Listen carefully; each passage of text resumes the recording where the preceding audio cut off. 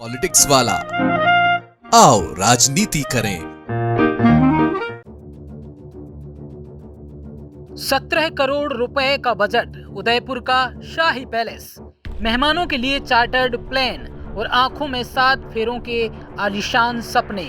लेकिन शहनाइयों की गूंज उठने से पहले ही दुल्हा बनने वाला युवक 400 फीट गहरी खाई में लाश बनकर मिलता है।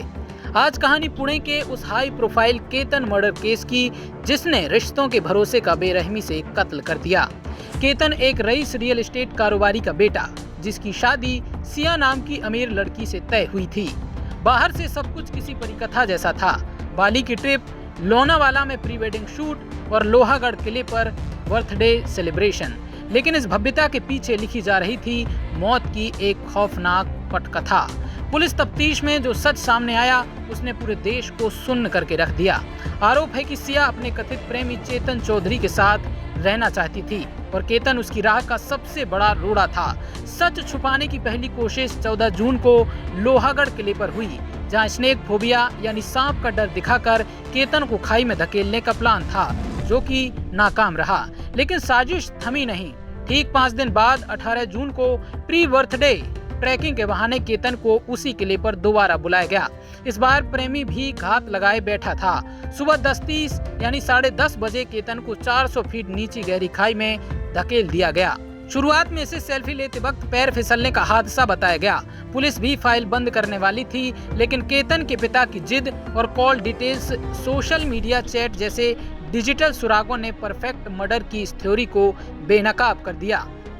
फ़ोन करके बताया कि वो जो लड़का केतन अग्रवाल है वो फिसल के गिर गया और उसकी लोहगढ़ किले से नीचे गिरा और उसकी मृत्यु हो गई है। तो इसके बाद वहाँ जो सिक्योरिटी गार्ड हैं, पुलिस और उसके जो मैयत है और वो जो लड़की है उसके घर वाले गए। तो पुलिस स्टेशन में उसी दिन ईडी दाखिल की गई 36/2026 जो है सेक्शन 194 के अंतर्गत। तो एक केस दाखिल करने के बाद फिर जो आगे तपास किया गया, उस तपास में कुछ बातें हमारे सामने आई।